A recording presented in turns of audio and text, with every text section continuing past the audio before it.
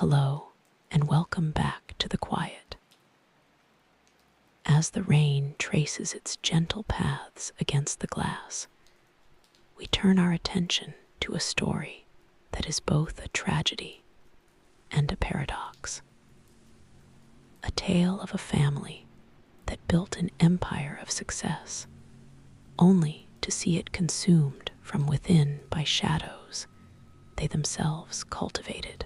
This is not merely a story of a crime, but an excavation of a world of sun-bleached privilege and profound, hidden pain. We will not be rushing to its conclusion. Instead, we will dwell within its chapters, understanding the currents that swept everyone involved toward an inevitable, violent shore. This is the story of the Menendez family, a story that requires patience and depth to truly comprehend. So settle in. Let the sound of the rain be your constant companion, and allow yourself to be drawn into the intricate, devastating tapestry of the house of Menendez. The story does not begin with a gunshot in Beverly Hills, but years earlier, in the tumultuous wake of the Cuban Revolution. To understand the man who would become the patriarch, Jose Menendez, is to understand a force of nature forged in displacement and ambition. He was not born into wealth. He was its architect, a man who built his fortune from the ground up with a relentless, often terrifying will. He arrived in the United States as a teenager, his family having lost everything. This experience of loss, of starting from zero, did not break him. It hardened him. It instilled in him a ferocious drive to not only succeed, but to dominate, to create a bastion of security and power so formidable that it could never be taken from him again. His ascent through the corporate world was meteoric, but it was not a gentle climb.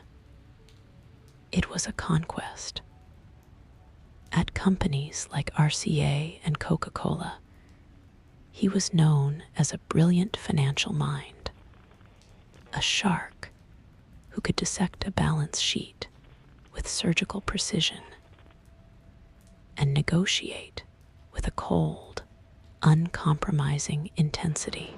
He was charming when it served him, ruthless when it was required.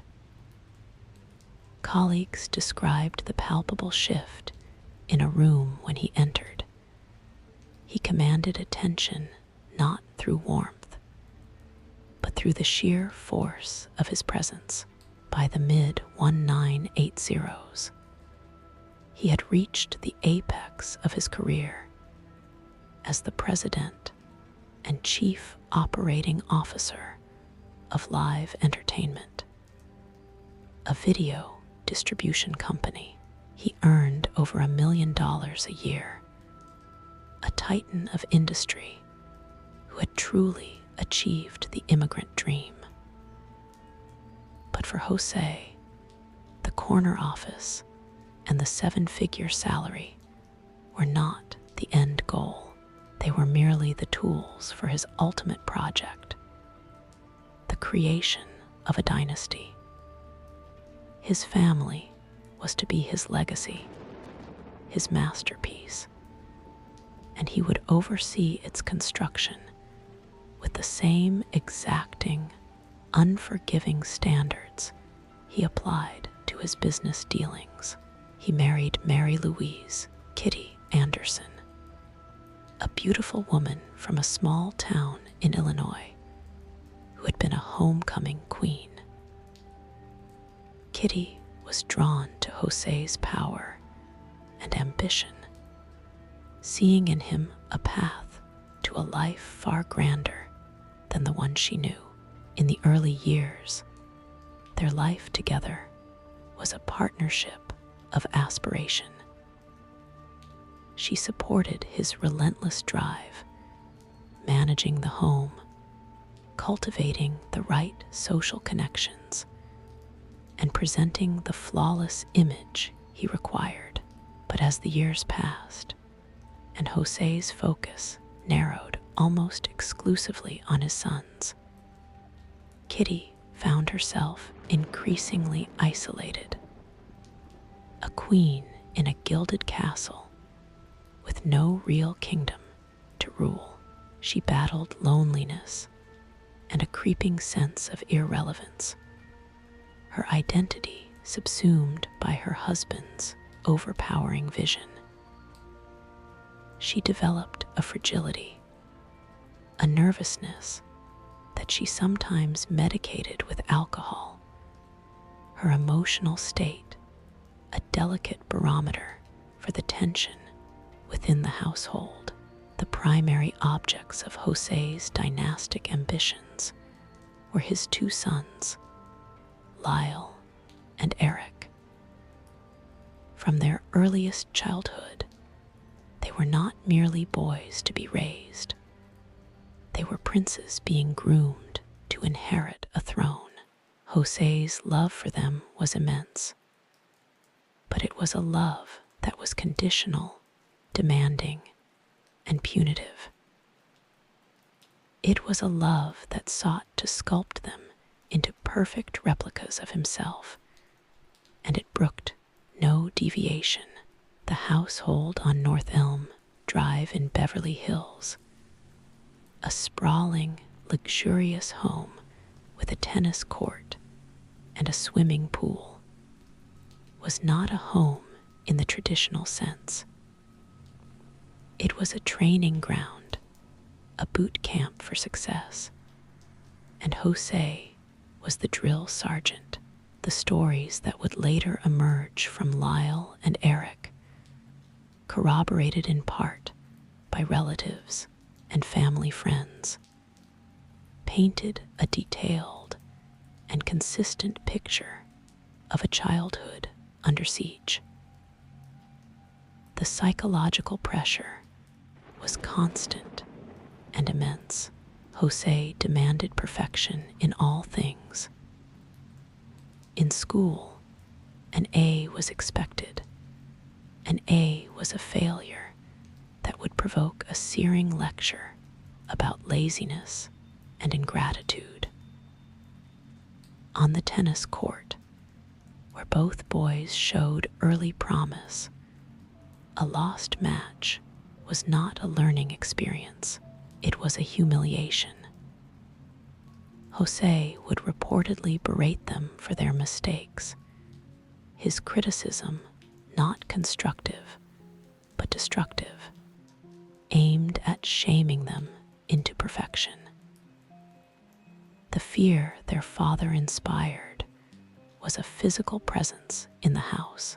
The brothers would later describe how the sound of his car pulling into the driveway would trigger a wave of anxiety. They would scramble to present an image of industriousness, terrified of provoking his wrath. This was not the healthy respect of a child for a parent. It was the terror of a subordinate for a capricious and powerful superior.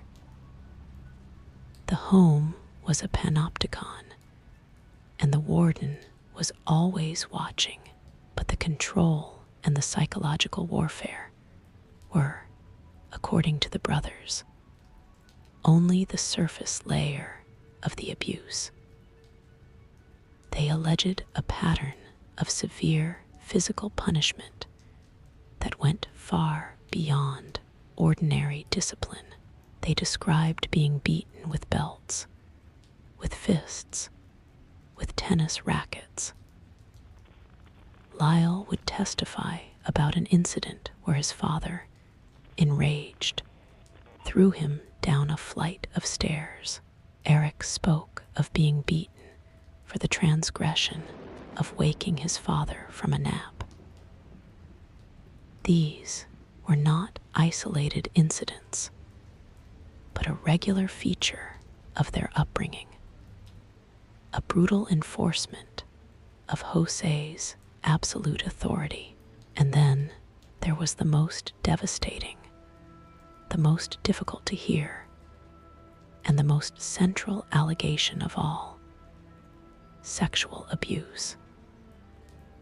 Eric Menendez would provide graphic, heart-wrenching testimony that the abuse began when he was just 6 years old. He described a pattern that continued for over a decade, a secret horror woven into the fabric of his daily life. He testified that his father would summon him to his parents' bedroom or bathroom, and that these acts were framed as a normal part of a father-son relationship, a special and secret bond they shared. He spoke of the confusion, the shame, the paralyzing fear. He alleged that the abuse occurred in their home, on family vacations, in hotel rooms where his brother Lyle slept innocently in another bed. He claimed his father wielded this secret as the ultimate tool of control, warning him that if he ever told anyone, the family would be destroyed, and it would be entirely his fault. The role of Kitty Menendez in this dark tapestry is complex and tragic. According to the brothers, she was at times a fellow victim, cowed and dominated by Jose's overwhelming presence. She could be loving and nurturing, but her own emotional instability often made her an unreliable protector. More damningly, they alleged her complicity. Eric testified that she was aware of the sexual abuse, that she had walked in on it on at least one occasion, and simply closed the door, choosing willful ignorance. They described her as emotionally manipulative, using guilt and conditional affection as tools of control, sometimes aligning with Jose to maintain the family's perfect facade at all costs. This, then, was the world of Lyle and Eric Menendez. Lyle, the elder, born in 1968, outwardly embodied the golden child his father wanted him to be. He was handsome, charismatic, and intelligent, gaining admission to the prestigious Princeton University. But beneath the polished exterior was a young man simmering with rage and fear, trapped between his father's suffocating expectations and his own desperate desire for autonomy. He dreamed of starting his own business, but was financially shackled to the very man he both feared and hated. Eric, born in 1971, was the more sensitive and visibly fragile of the two, a gifted tennis player who achieved a national ranking as a junior. He lived under the microscope of his father's relentless scrutiny on the court. He was, by all accounts, more deeply affected by the family's toxic dynamics, more anxious, more prone to tears, and he alleges the primary target of his father's sexual predation. he carried a burden of shame and terror that shaped his every waking moment. By the summer of 1989, the pressure within the house on Elm Drive had become unsustainable. The facade of the perfect family was cracking under the strain of its own internal contradictions. Lyle was struggling at Princeton, his academic performance faltering. A rebellion that could not be hidden. Eric, just graduated from high school, faced a future that promised only more of the same control and abuse. The dynasty Jose had built was teetering on the brink, its foundation rotten with secrets. All it would take was a single, catastrophic event to bring the entire structure crashing down. That event was waiting in the wings, its instruments being purchased on a sunny afternoon in San Diego. The decision, when it came, was not born of a single moment, but of 1,000 accumulated moments of fear, humiliation, and despair. The brothers would later speak of a pervasive sense of doom, a belief that their parents, particularly their father, represented an existential threat from which there was no escape. In their minds, shaped and warped by a lifetime of trauma, the idea of killing their parents transformed from an unthinkable nightmare into a perceived necessity for survival. It was a psychotic break born of systemic abuse, a tragic and horrific solution to a problem that should never have existed. On the afternoon of August 20, 1989, Lyle and Eric Menendez drove south to San Diego. Their destination was a Big Five sporting goods store. There, using the driver's license of a friend, they purchased 2 12-gauge shotguns and a box of shells. The transaction was calm, methodical. They told the clerk they needed the guns for protection because their home had been burglarized. It was a lie, a small, rehearsed part of a much larger and more terrible plan. The drive back to Beverly Hills must have been a silent, surreal journey.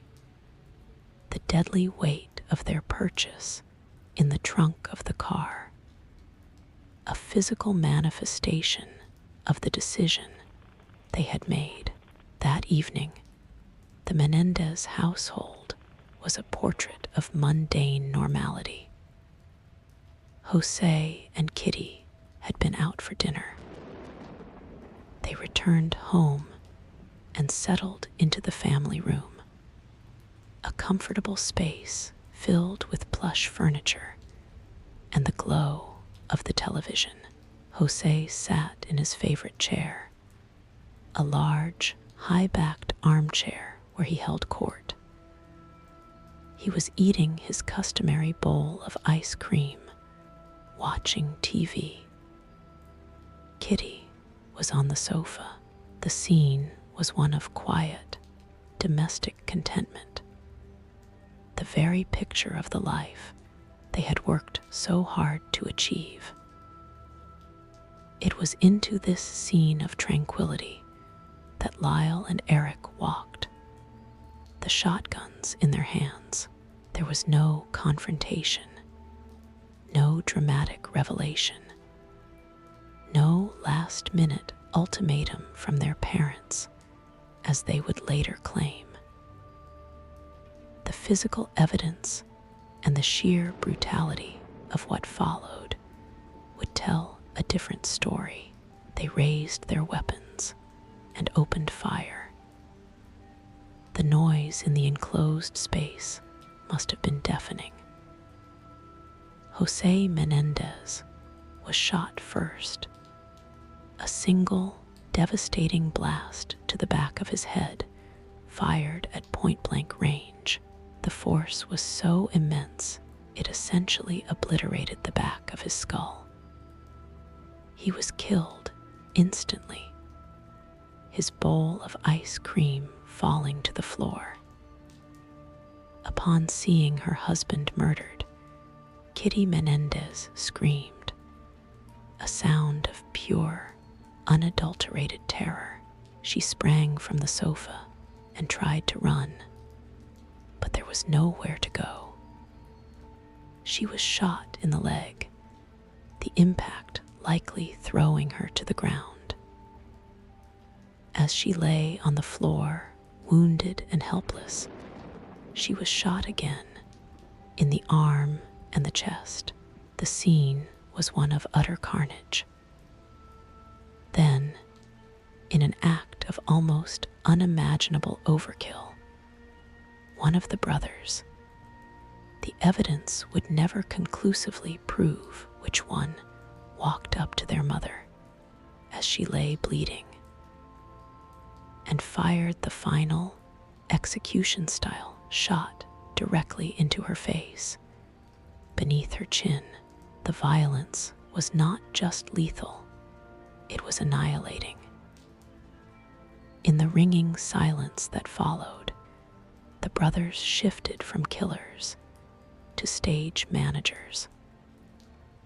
Their actions were not those of panicked children, but of individuals executing a prearranged plan.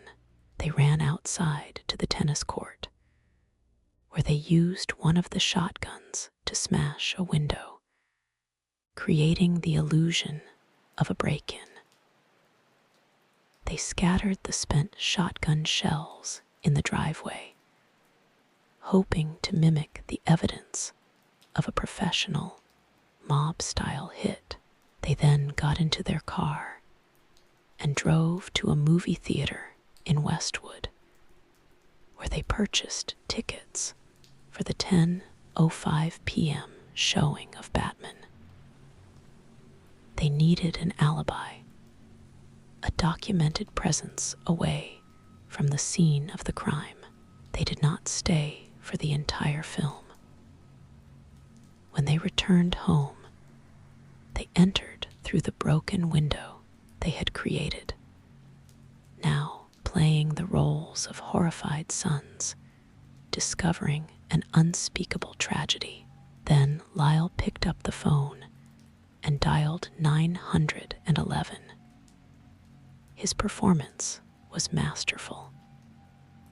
"Somebody killed my parents," he screamed, his voice cracking with a feigned hysteria that was utterly convincing.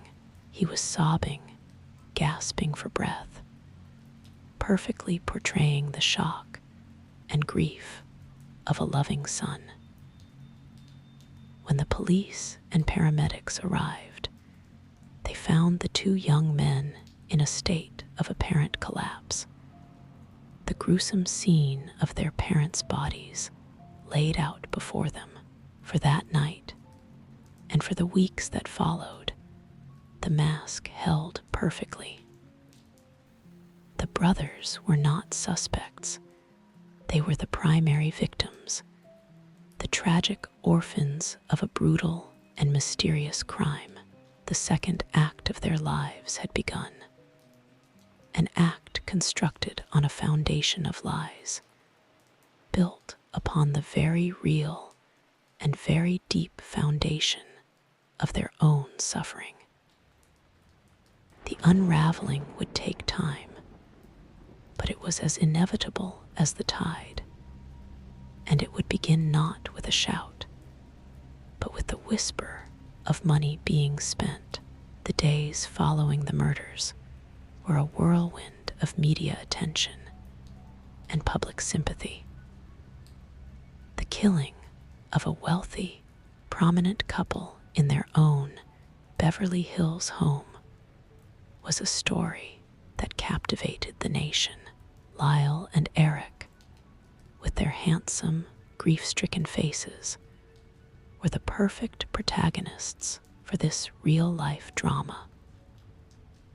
They gave television interviews, their eyes red-rimmed from crying, their voices trembling as they pleaded for anyone with information to come forward. They spoke of their parents in glowing, idealized terms, describing a close, loving family shattered by an incomprehensible act of violence. They were believable.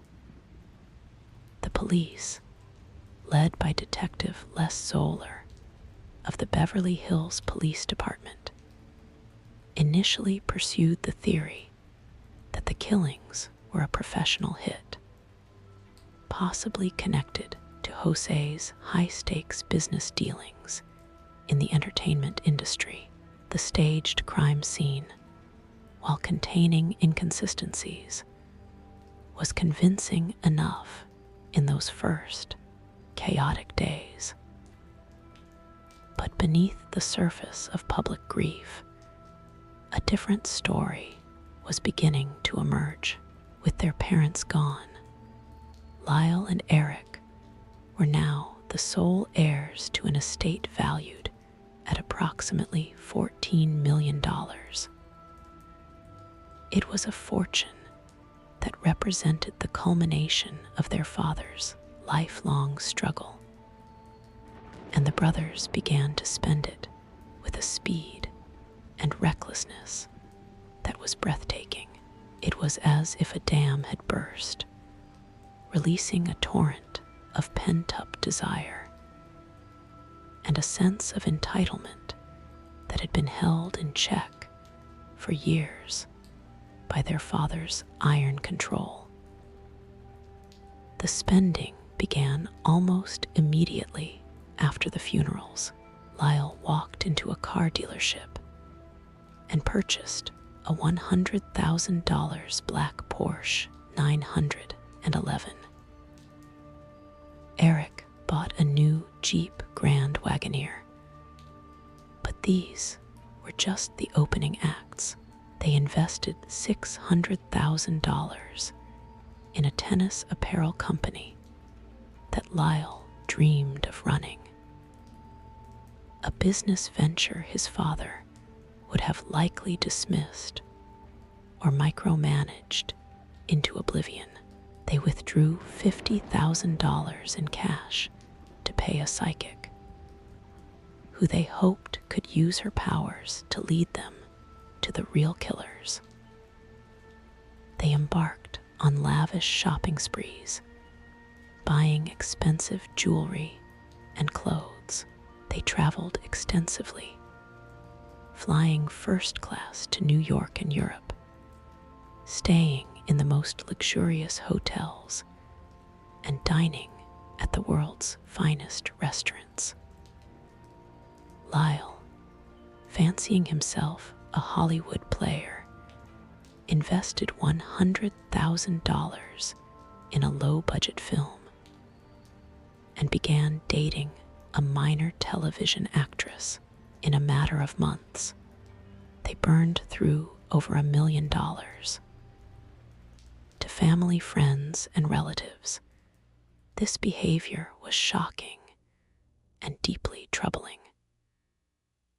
The narrative of the grieving sons was difficult to reconcile with the image of two young men living a hedonistic, jet-setting lifestyle funded by their dead parents' fortune. The disparity between their public tears and their private extravagance was a glaring red flag. Detective Zoller and his team took notice. The focus of the investigation, which had been scanning the horizon for external threats, slowly began to turn inward towards the two young men at the very center of the storm.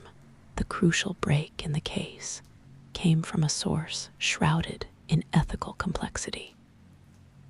Eric Menendez's psychologist, Dr. L. Jerome Oziel. Eric, whose anxiety and emotional fragility had been evident for years, had begun seeing Dr. Oziel for therapy several months before the murders. In the aftermath of the killings, he continued his sessions, and the terrible truth began to spill out. Dr. Oziel found himself in an impossible position. He was bound by the sacred oath of patient confidentiality, but he was now privy to a confession of double murder. His dilemma was compounded when the brothers, aware that he knew their secret, allegedly made vague threats against him and his girlfriend. Fearing for his safety and that of his loved ones, Dr. Oziel made a fateful decision that would forever change the course of the case. He began secretly tape recording his sessions with the brothers. Those tapes would become the prosecution's most damning evidence. On them, the brothers' carefully constructed story of a panicked, spontaneous self-defense unraveled completely.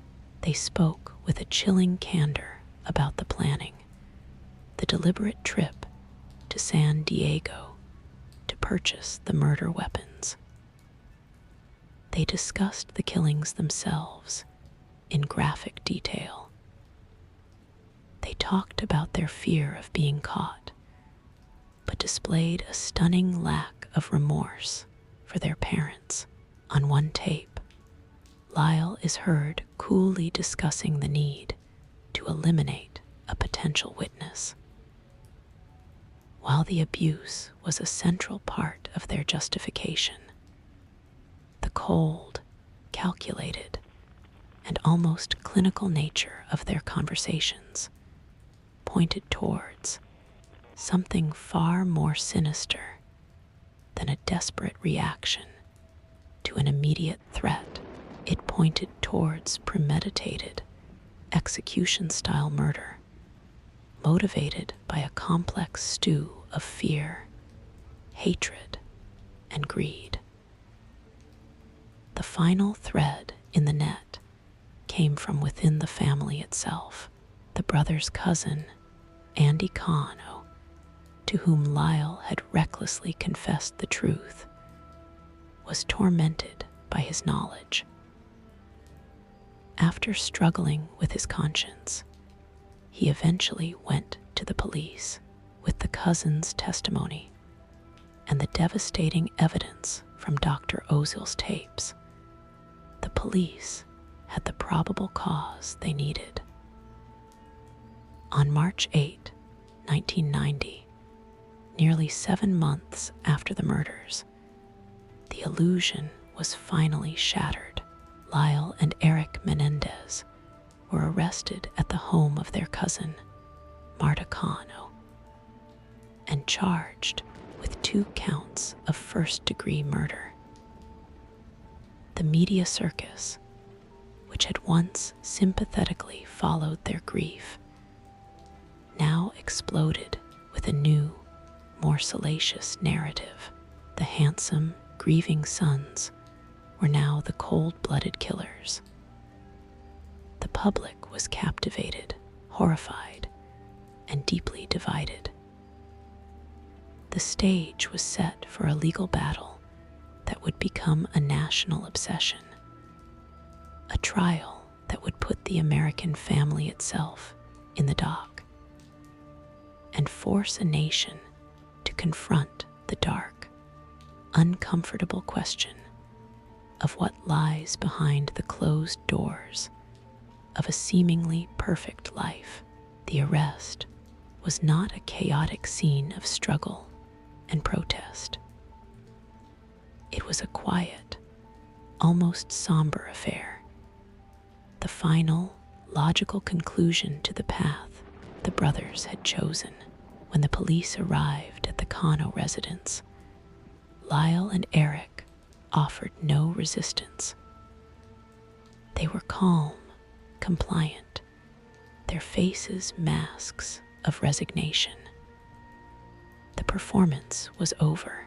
The roles of grieving sons were shed like old skins, replaced by the stark reality of handcuffs and Miranda rights.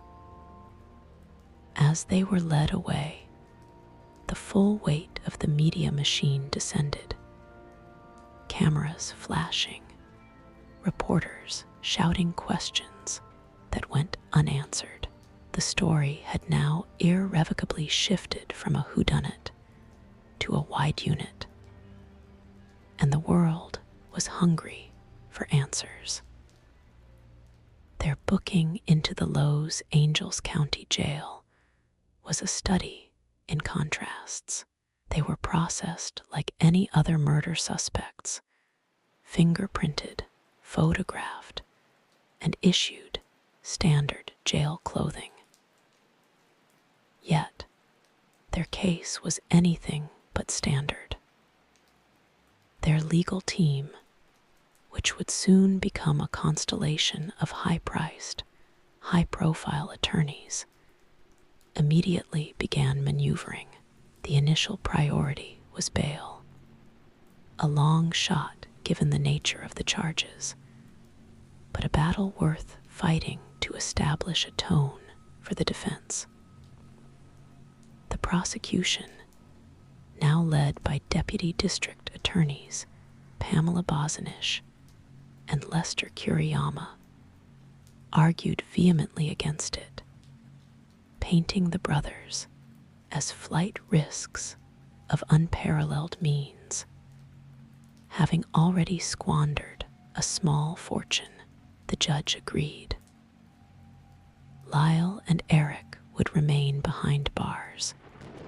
Their world shrunk from the sprawling estate of Elm Drive to the cold, confined spaces of the men's central jail, a universe away from the privilege they had known.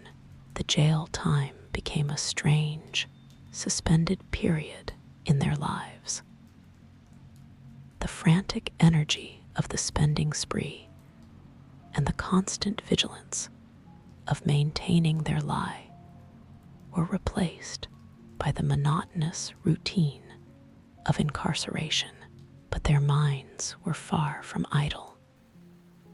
It was during this period that their defense strategy began to coalesce. The initial, instinctual lie of the mob hit was dead.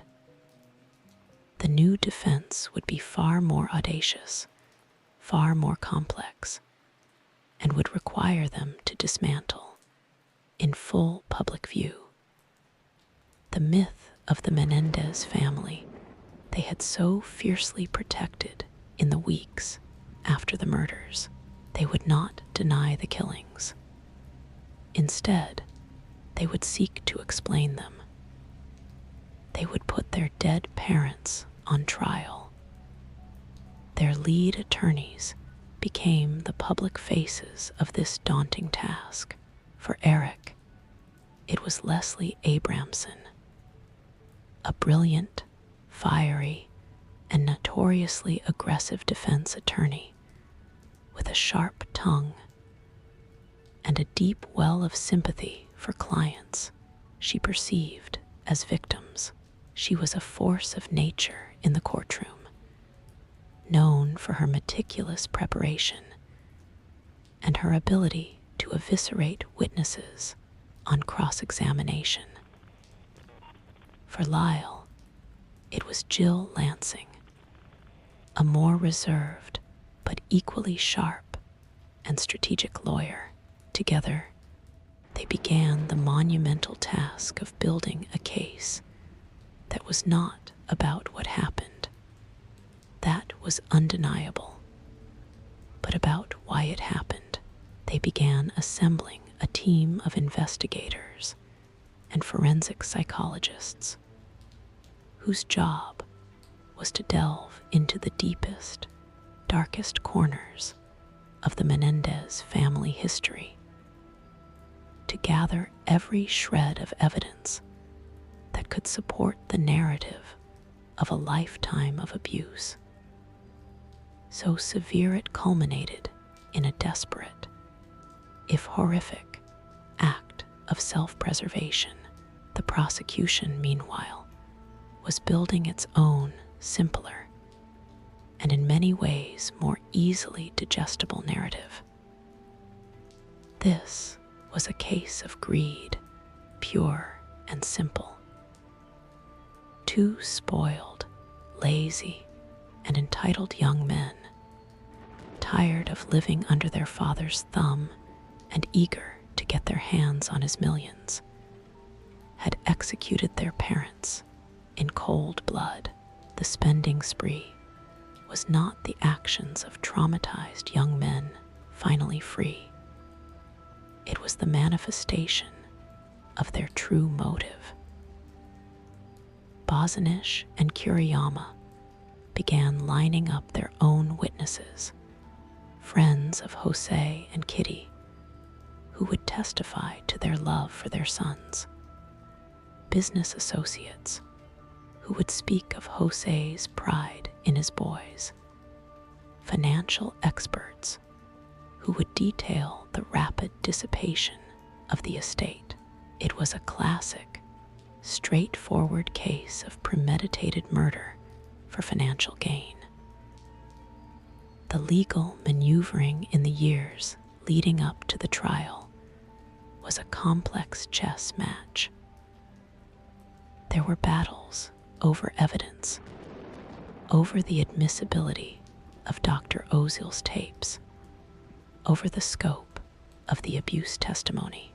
The defense fought to introduce every allegation, every bruise, every whispered terror. The prosecution fought to limit it, to keep the focus on the actions of August 20, 1989, not on the alleged events of the preceding 2 decades. The case was also plagued by delays, partly due to its complexity, and partly due to the earthquake that damaged the courthouse. For Lyle and Eric, the wait was an agony, a prolonged state of limbo in a concrete cell. Finally, in the summer of 1993, nearly 4 years after their arrest, the trial began. The venue was the Los Angeles County Courthouse, and presiding was Judge Stanley Weisberg, a no-nonsense, judicious jurist who would have his hands full managing the legal titans in his courtroom due to the complexities of the evidence. Specifically, each brother's confessions and statements about the abuse, which could be prejudicial if heard by a single jury. A unique and logistically daunting arrangement was made. 2 separate juries were seated. The juries would alternate in the courtroom, hearing the bulk of the evidence together, but would be excused when evidence specific to one brother was presented. It was an unprecedented spectacle, a trial within a trial. The courtroom itself became a theater, and the players took their places. Lyle and Eric, now 25 and 22, were no longer the fresh-faced boys of the initial news reports. They were older, leaner, their faces showing the strain of their long incarceration. They dressed in conservative suits, their demeanor carefully calibrated to appear respectful, attentive, and above all, sympathetic. Leslie Abramson, with her distinctive frizzy red hair and large, expressive glasses, was a constant, vigilant presence at Eric's side, a lioness guarding her cub. The prosecutors, Bozanish and Kuriyama, were the picture of sober, methodical determination. The prosecution's opening statement was a masterpiece of stark, brutal clarity. Pamela Bozanish stood before the dual juries and laid out the state's case with surgical precision. She described the trip to San Diego, the purchase of the shotguns, the staged crime scene, the movie theater alibi, and finally, the gruesome details of the killings themselves. She focused on the overkill, particularly the final shot to Kitty Menendez's face, as evidence of cold-blooded ruthlessness, not panic. Then, she turned to the money. She detailed the spending spree, itemizing the Porsche, the investments, the trips. This case, she declared, her voice ringing in the quiet courtroom, is about greed. It's about two sons who killed their parents for money. When it was the defense's turn, Leslie Abramson rose. The contrast in style was immediate and dramatic. Where Bozanish was cool and factual, Abramson was passionate, narrative, and emotional. She did not shy away from the killings.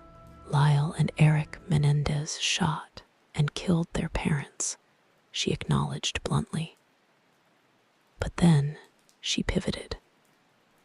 The question is not what, but why. She then began to paint a picture of a childhood that was not privileged, but terrorized. She spoke of a tyrannical father who ruled through fear and violence, and a mother who was either unable or unwilling to stop him.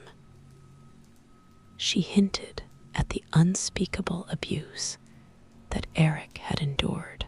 She described a home that was not a sanctuary, but a prison, and two young men who were, in her words, psychological prisoners of war in their own home.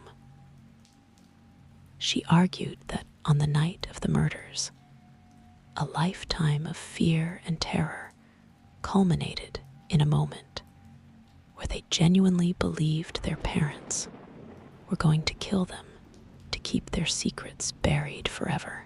This, she concluded, her voice dropping to a near whisper, is a case about survival. The trial that unfolded over the next several months was a national obsession, broadcast gavel to gavel on court TV. The public was transfixed. The prosecution methodically built its case of greed. They called the clerk from the Big Five store, who identified Lyle as the one who bought the shotguns. They called the 911 operator, who played the tape of Lyle's frantic call. The prosecution arguing his hysteria was a performance. They presented the crime scene photos, which drew gasps from the courtroom and caused Kitty's sisters to flee, weeping. They called financial experts and witnesses to the spending spree. And most damningly, they called Dr. L. Jerome Oziel, Dr. Ozil's testimony was a pivotal moment.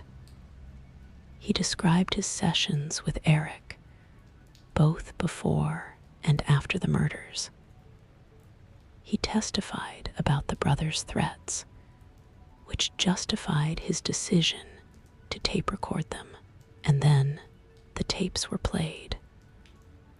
In the hushed courtroom, the voices of Lyle and Eric Menendez filled the air, calm, conversational, and chilling. They discussed the murders with a detached clarity. "We had to do it," Eric said on one tape. "It was them or us."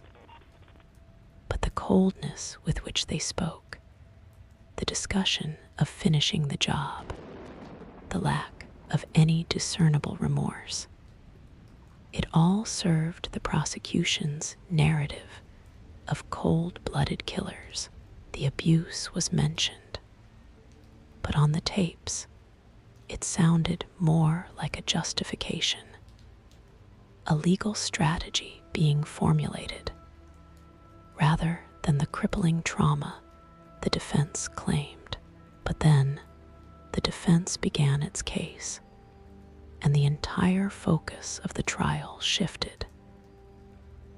They called a procession of witnesses who began to chip away at the image of Jose and Kitty as loving, devoted parents. A relative testified that she saw Jose slap a 6-year-old Lyle so hard he flew across the room. A family friend described Jose's scary temper and his constant, belittling criticism of his sons. Eric's former tennis coach testified about the immense pressure Jose put on his son and how Eric would often vomit from anxiety before matches. And then the defense called its star witnesses, Lyle and Eric Menendez themselves. The anticipation in the courtroom was palpable. Eric took the stand first, and for days, under the gentle guidance of Leslie Abramson, he told his story. He spoke softly, often breaking down in tears as he detailed a childhood of relentless fear. He described the physical abuse, the beatings with belts and tennis rackets. And then he came to the most difficult part. Haltingly, graphically, he described the sexual abuse his father had inflicted on him since the age of 6. He described the acts, the locations, the manipulation, the profound shame. He testified that his father told him it was normal, a special thing between them. He spoke of his mother's knowledge, of her walking in on the abuse and doing nothing. His testimony was raw, painful, and for many in the courtroom, deeply believable. It was a story of profound, sustained trauma that provided a shocking context for the violence of August 20th. Lyle's testimony, while containing fewer allegations of direct sexual abuse, supported the overarching narrative. He described a father who was a god in their home, whose word was law. He spoke of the constant psychological torment and the physical violence. He described the night of the murders, claiming that his parents had confronted them, that his father had said, "You have to die," and that he truly believed they were about to be killed. He described a snapping point, a moment of sheer dissociative panic where he felt he was outside his own body, watching the events unfold. To bolster their testimony, the defense called a parade of expert witnesses, forensic psychologists, and psychiatrists who had evaluated the brothers. They diagnosed both Lyle and Eric with severe post-traumatic stress disorder, PTSD. They explained how years of chronic, inescapable abuse could warp a person's perception of reality, could create a condition where they genuinely believe they are in imminent danger, even when an objective observer would not. They argued that the brothers were in a state of imperfect self-defense, a genuine, honest belief that they needed to use deadly force to survive, even if that belief was, to an outsider, unreasonable. The trial became a Rorschach test for the public. One segment of the population watched the brothers on the stand and saw masterful actors, manipulative liars, spinning a tall tale to escape punishment for a heinous crime. They pointed to the cold calculation on the Ozil tapes, the brutality of the killings, and the obscene spending spree as the true indicators of their character. Another segment saw broken, traumatized young men, victims of monstrous abuse, who had finally reached a breaking point. For them, the killings, while horrific, were the tragic and predictable outcome of a lifetime of torture. After months of dramatic, emotionally draining testimony, the cases were finally handed to the two juries in January of 1994. The world waited for a verdict, but instead of clarity, there was confusion and deadlock. After days of deliberation, both juries reported they were hopelessly deadlocked. Some jurors voted for first-degree murder, convinced by the prosecution's case of greed and premeditation. Others voted for voluntary manslaughter, believing the defense's evidence of abuse and imperfect self-defense. There were even a few holdouts for acquittal. A mistrial was declared. The result was a legal stalemate that stunned the nation. The prosecution had failed to secure a murder conviction. The defense had failed to secure an outright acquittal or a manslaughter verdict. It was a hung jury, a non-result that satisfied no one and guaranteed that the emotionally wrenching, financially draining ordeal would have to be repeated. The Menendez brothers were returned to their cells, and the long, arduous process of preparing for a second trial began. The battle for the truth, it seemed, was far from over. The declaration of a mistrial was not an ending, but a rupture, a collective, national exhalation of frustration and unresolved tension. For the prosecution, it was a failure. They had presented a powerful case, backed by overwhelming physical evidence and the brothers' own damning words.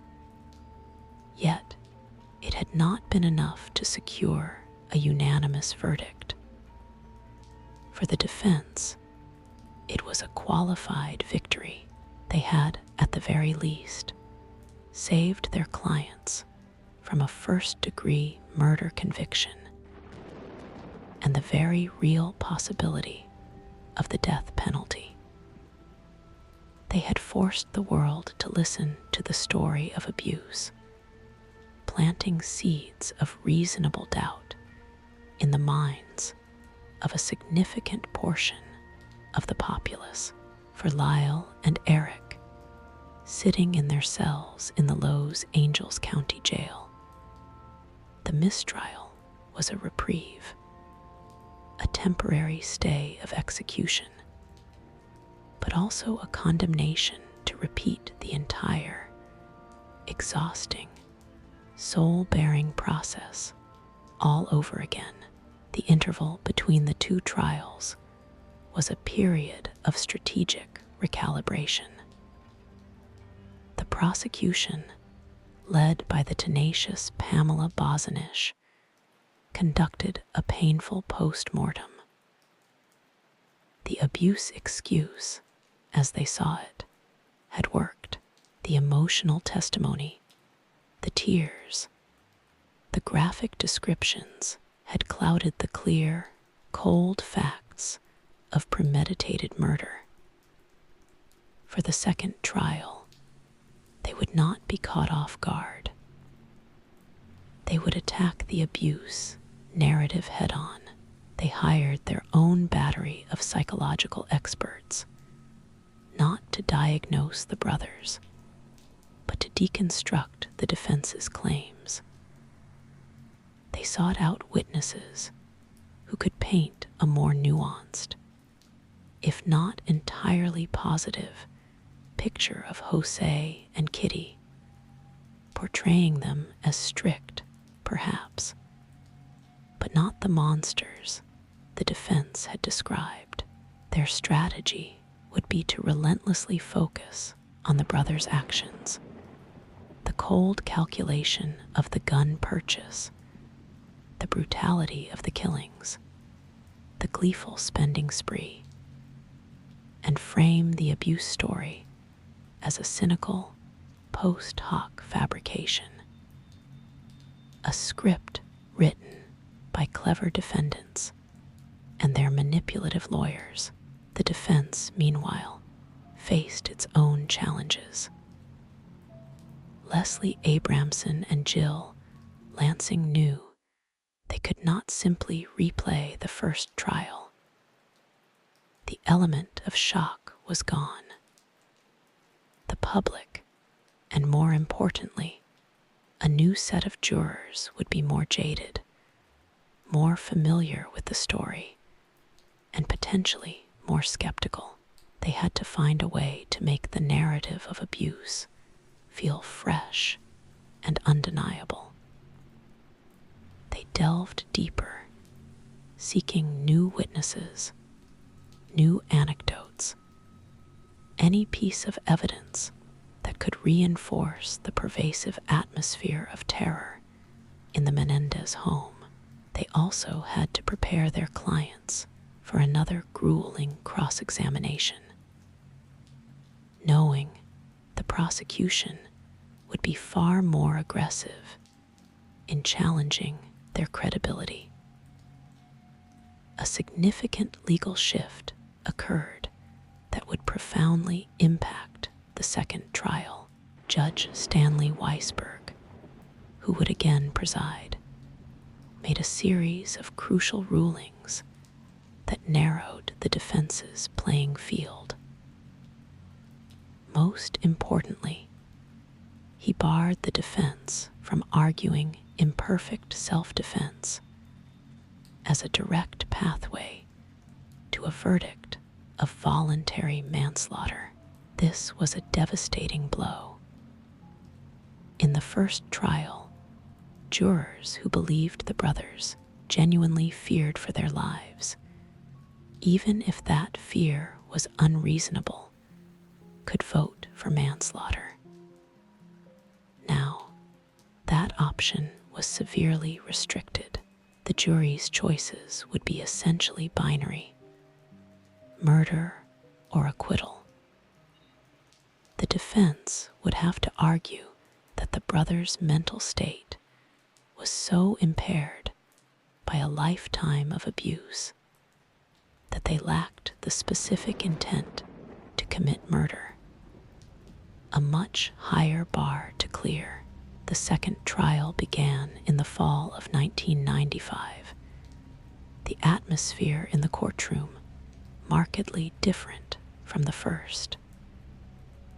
The media circus was still present, but it felt more jaded, more routine. The brothers, now further hardened by years in jail, took their seats. The new juries were seated, their faces impassive, aware of the burden and the spectacle they were now a part of. The prosecution's opening statement was sharper, more focused, and more aggressive. Bozanish wasted no time in going on the offensive against the abuse claims. She acknowledged that the defense would tell a story, a sad story, but she urged the jurors not to be fooled. This is not a case about abuse, she stated firmly. This is a case about greed, entitlement, and murder. She presented the brothers not as traumatized victims, but as master manipulators, brilliant and cunning actors who had carefully crafted a narrative to play on the sympathies of the jury. She promised the jury that the evidence would show that Lyle and Eric Menendez were not afraid of their parents. They were afraid of being cut off from their parents' money. The defense's opening, delivered by Leslie Abramson, was no less passionate, but it carried a new weight of defiance. She framed the prosecution's case as a callous refusal to acknowledge the reality of child abuse. They don't want you to see the truth, she told the jurors, her voice ringing with conviction. They want you to see dollar signs, because that's a lot easier to understand than the profound, soul-destroying terror that these two young men lived with every single day of their lives. She promised that the evidence would not only confirm the abuse, but would show that the brothers' perception of imminent danger on the night of August 20th was a direct and tragic product of that abuse. The prosecution's case unfolded with a new, relentless efficiency.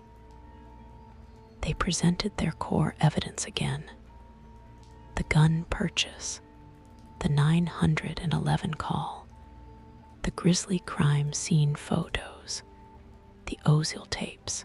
But this time, they complemented it with a direct assault on the abuse narrative.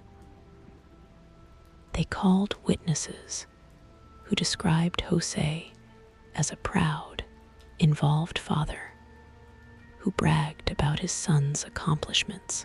They presented a video of a family Christmas, showing the Menendezes laughing and opening presents, a portrait of normalcy. They called experts like forensic psychiatrist Dr. William Vickery, who testified that the brothers showed no evidence of PTSD, but instead displayed traits of antisocial personality disorder. They were, in his view, sociopaths skilled at manipulation and devoid of genuine remorse. The most dramatic moments of the prosecution's case came during the cross-examination of the brothers.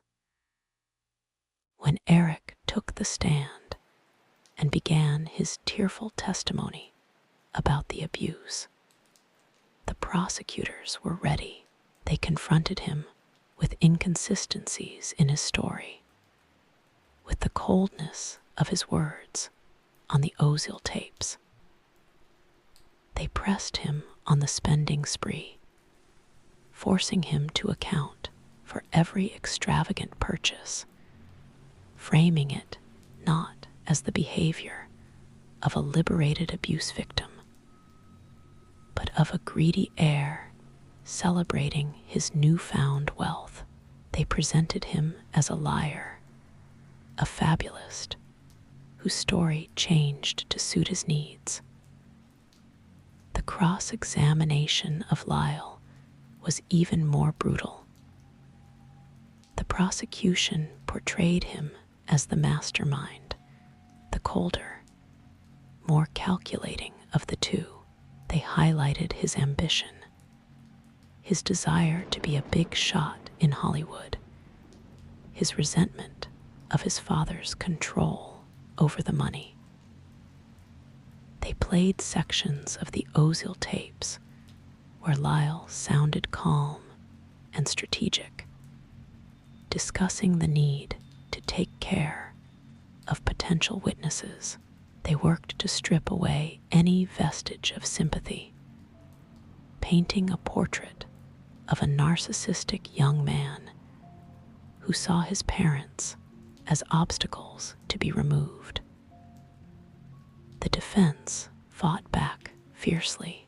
Abramson, in particular, was a whirlwind of objection and argument, challenging the prosecution's experts, defending her client's credibility, and constantly reframing the narrative back to the theme of abuse.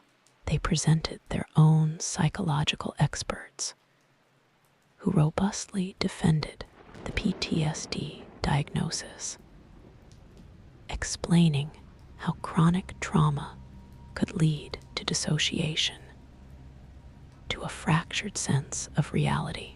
They argued that the spending spree was a manifestation of this psychological break, a frantic, manic attempt by two traumatized young men to fill a void of fear and pain with material things, to finally experience the freedom and control that had been denied them their entire lives.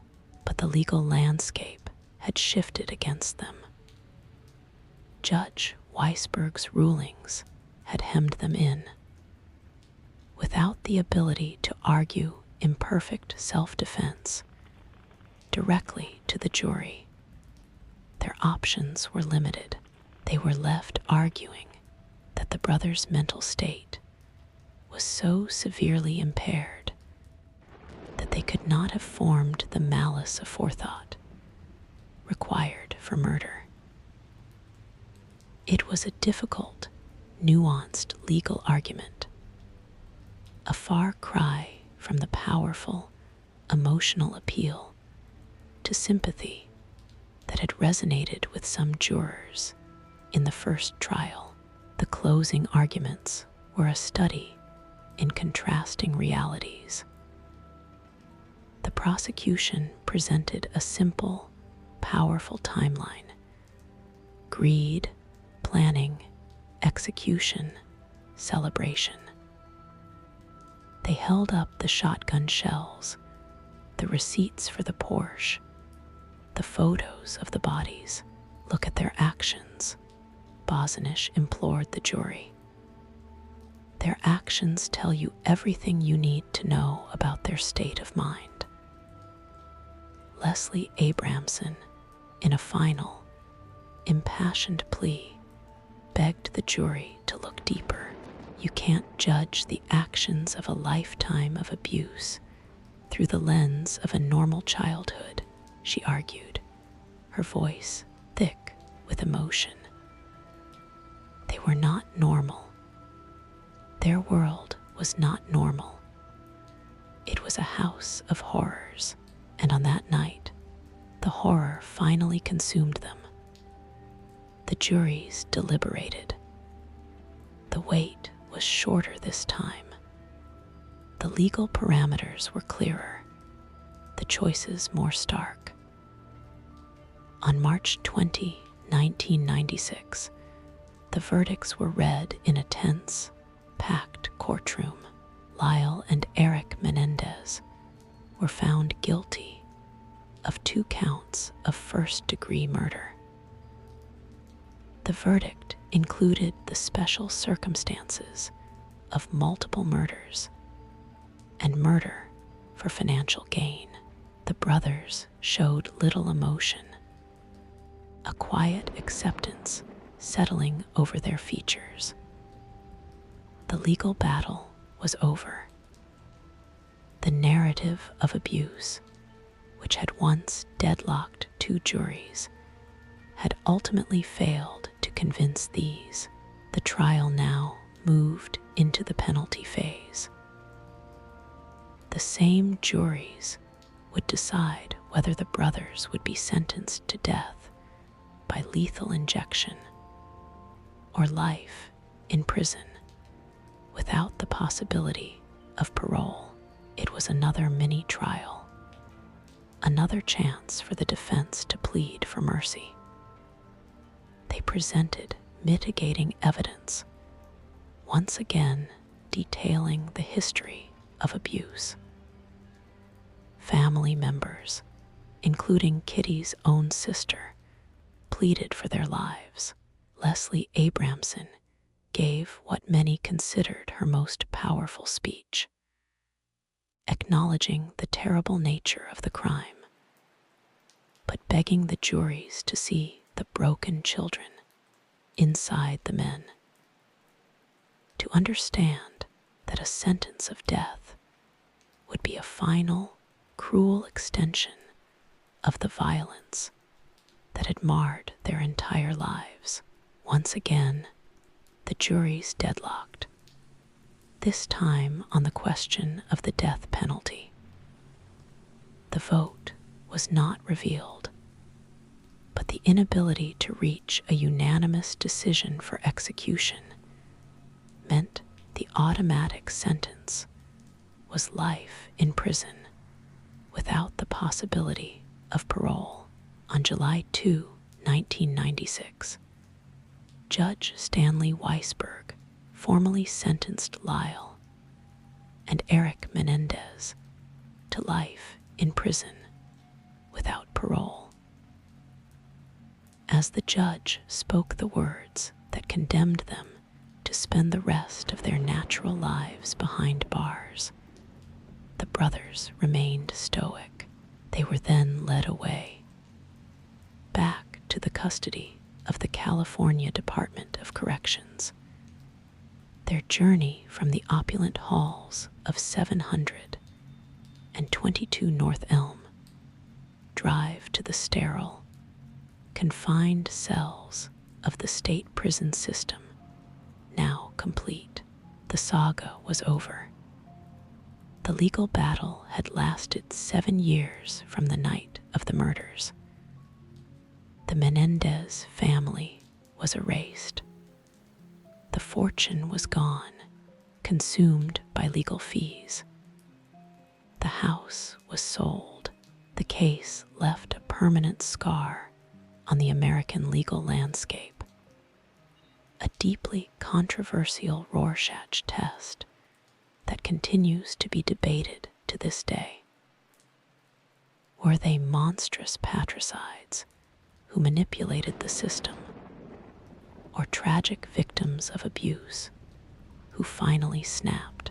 The truth, as is often the case, likely resides in the painful, unresolvable space between the two. The verdict of guilty and the sentence of life without parole brought a legal conclusion to the saga of the Menendez brothers. But it could never bring true closure. The trials were not just about determining guilt. They were a national Rorschach test, forcing a conversation about the very nature of truth, justice, and the hidden pathologies of the American family. The image of the two handsome, privileged young men, once the picture of success, was forever replaced by a more complex and disturbing portrait.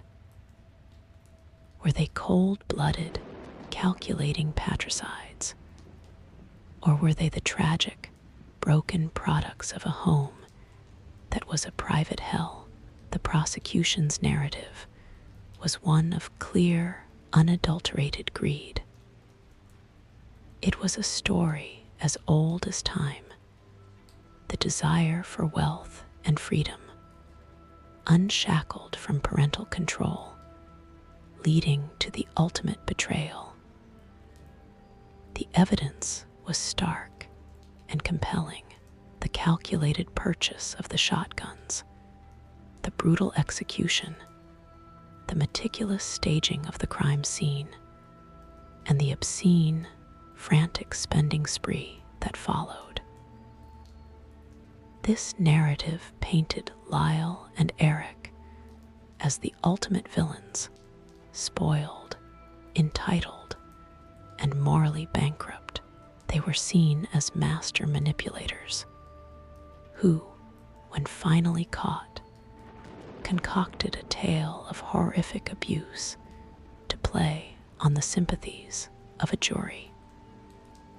For many, this remains the undeniable truth, the sheer brutality of the killings, particularly the final shot to their mother's face, seemed to speak to a deep-seated hatred and coldness that transcended any claim of self-defense or panic. The defense's narrative, however, introduced a troubling and profound ambiguity. It forced the public to look beyond the gilded surface of Beverly Hills and into the dark, hidden rooms of a seemingly perfect home. The detailed, graphic testimony of years of psychological torment, physical brutality, and alleged sexual abuse presented a causative chain of events that, for others, explained the unexplainable. This narrative did not seek to excuse the killings, but to contextualize them. It argued that the brothers were not born monsters, but were created, forged in a crucible of chronic, inescapable terror. The concept of imperfect self-defense, the genuine, if unreasonable, belief that they were in mortal danger, suggested that their perception of reality was so warped by a lifetime of abuse that they saw murder as their only path to survival.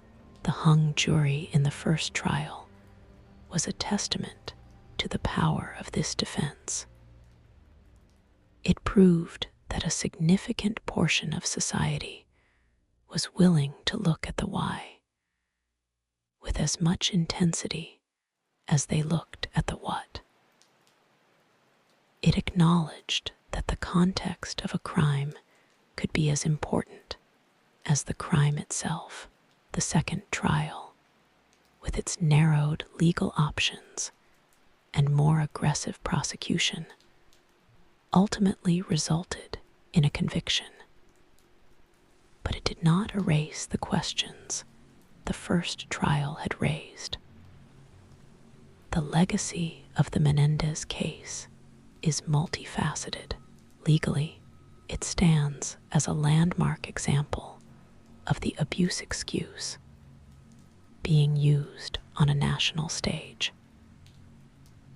It set a precedent for how claims of childhood trauma could be integrated into a murder defense, forever changing the strategies of both prosecutors and defense attorneys in similar cases.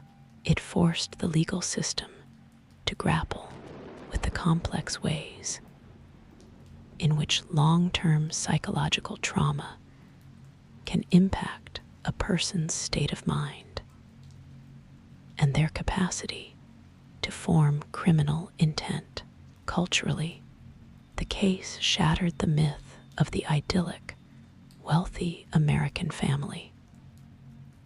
It revealed that behind the manicured lawns, swimming pools, and tennis courts, profound dysfunction and suffering could fester unseen. The Menendez family became a dark counterpoint to the television sitcom families of the era, a grim reminder that privilege is no shield against private horror. The public's fascination with the case, which continues to this day through documentaries, articles, and dramatic reenactments, speaks to our enduring obsession with the secrets that lie behind closed doors and the terrifying potential for violence within the very unit that is supposed to provide safety and love. For Lyle and Eric Menendez themselves, their lives are now confined to the stark reality of the California prison system. They have been incarcerated for decades, longer now than they were free. Their periodic parole hearings reignite the public debate, serving as a periodic check on the nation's conscience. Are they remorseful? Have they been rehabilitated? Or are they still the manipulative individuals the prosecution described, playing a new role for a new audience? The debate over their fate continues, a reflection of the enduring ambiguity of their story. Ultimately, the story of the Menendez brothers is a Greek tragedy played out in modern times. It is a tale of a father whose ferocious drive to create a dynasty ultimately destroyed it, of a mother trapped in a web of complicity and fear, and of two sons who were both the victims and the perpetrators of a profound family catastrophe. It challenges our simple definitions of guilt and innocence, of victim and villain. It reminds us that human behavior is rarely simple, that the roots of violence are often deep and tangled, and that the truth, especially within the confines of a family, is often a fractured, multifaceted thing, seen differently from every angle. The echoes of the shots fired in that Beverly Hills family room on August 20, 1989, continue to reverberate, not just through the lives of those involved, but through our collective understanding of family, justice, and the dark, hidden corners of the human heart. And now, as the final echoes of this complex and difficult story fade into the past, it is time to let go completely. The arguments have been made, the verdicts read, the sentences passed, all of it, the wealth, the fear, the violence, the tears, is now just a story, a series of events that happened long ago and far away from this quiet, peaceful space you have created for yourself. The rain outside your window is a gentle, constant reminder that the present moment is all that exists. And in this present moment, you are safe, you are warm, and you are deeply, profoundly comfortable. So let us begin the gentle, gradual process of unwinding the mind and releasing the body. There is no need to hold onto any of the thoughts or images from the story. They are like leaves floating on the surface of a slow-moving river. You can simply watch them drift by, acknowledging their presence without engaging with them, and then let the current carry them away, around the bend and out of sight. With each one that disappears, your mind becomes quieter, stiller, and more peaceful. Bring your awareness to your body. Feel the gentle weight of yourself sinking into the mattress, the pillow soft and cool against your cheek. Notice how the blankets surround you, a soft, protective cocoon that holds you in perfect safety. There is no need to move a single muscle. Your body is heavy, relaxed, and completely supported. From the tips of your toes to the top of your head, a wave of deep relaxation is spreading. Start with your feet. Consciously release all the tension in your toes. Let them go limp and soft. Feel that relaxation spread into the arches of your feet, into your heels, a warm, heavy sensation. Now let it flow into your ankles, your calves, your shins. All the muscles are letting go, becoming loose and limp.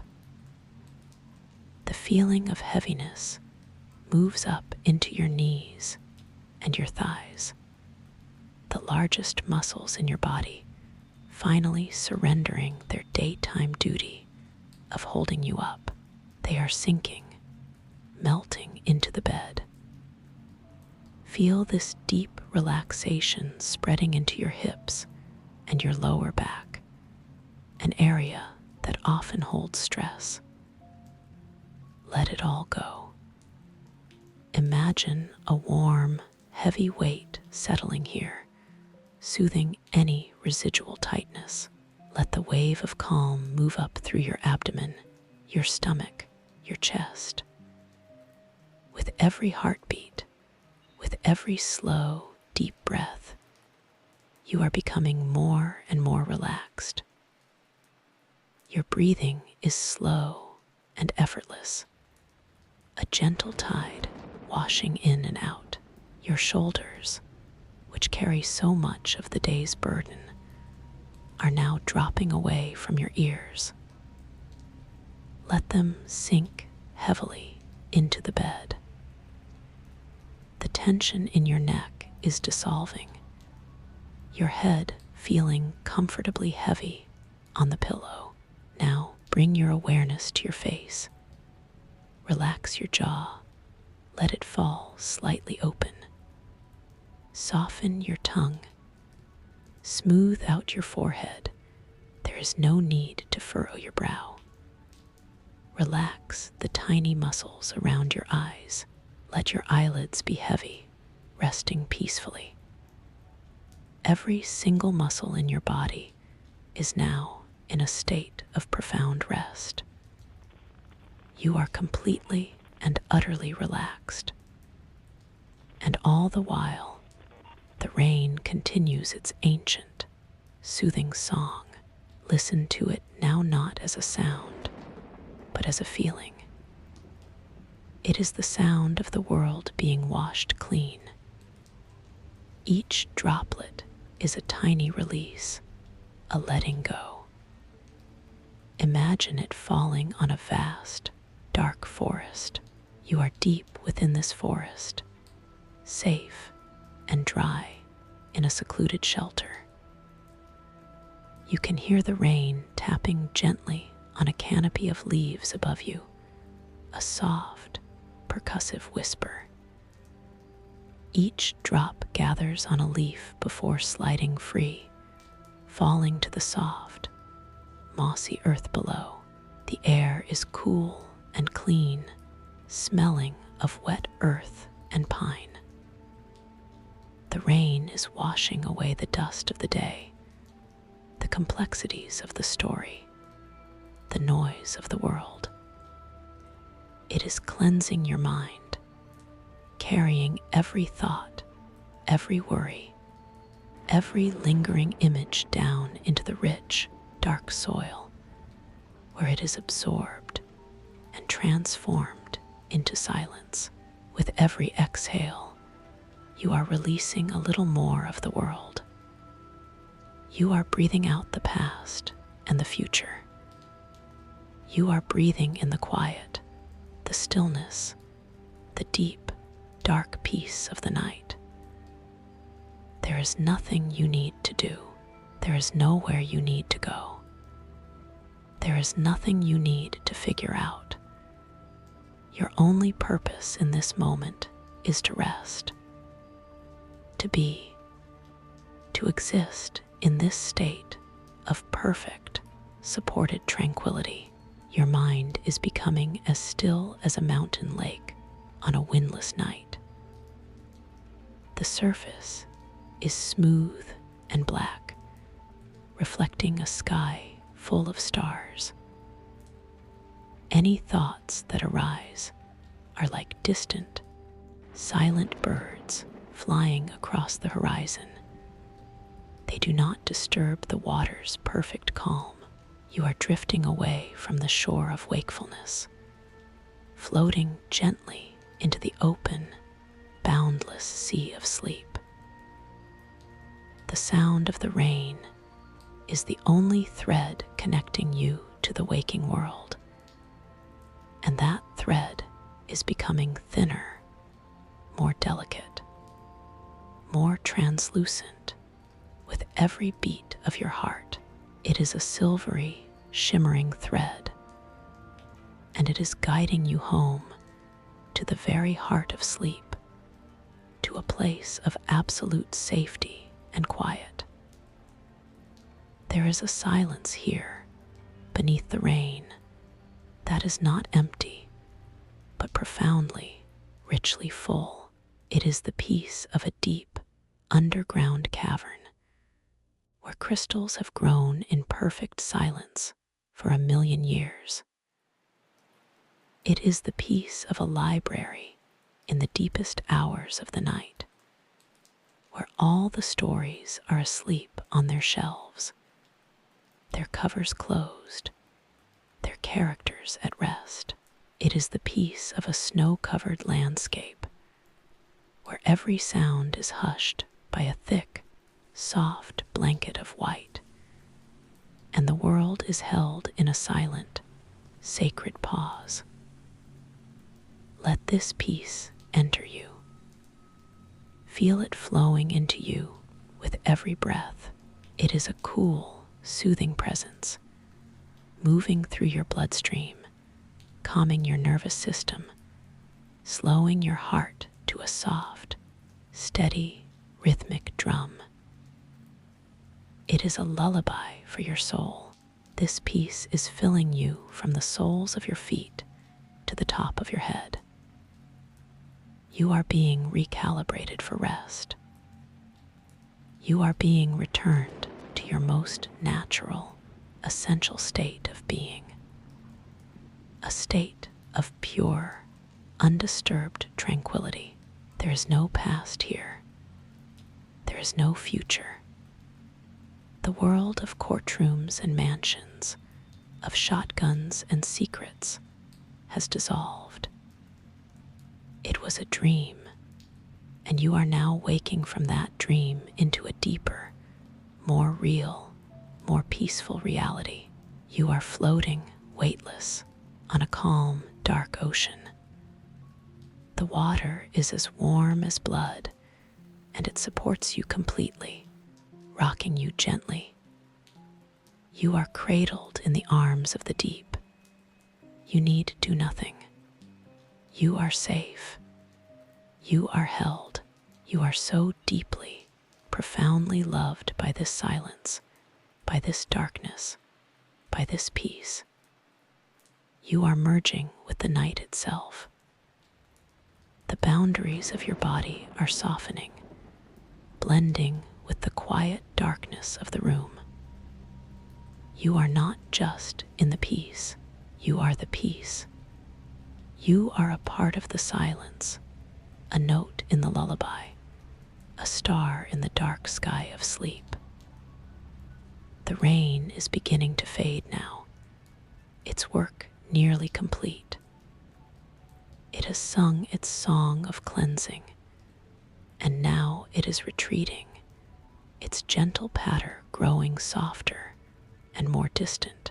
It is leaving behind a world that is fresh and clean and quiet, a world perfectly prepared for dreams.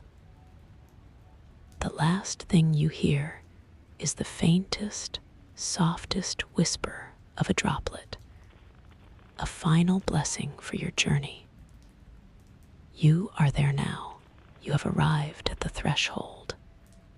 The door to dreams is open, and it is warm and inviting on the other side. There is nothing to fear. There is only rest, deep, healing, restorative rest. So, take the final, gentle step. Let go of the last, silvery thread. Allow the silence and the darkness to envelop you in their soft, final, loving embrace. Sleep is here. Good night.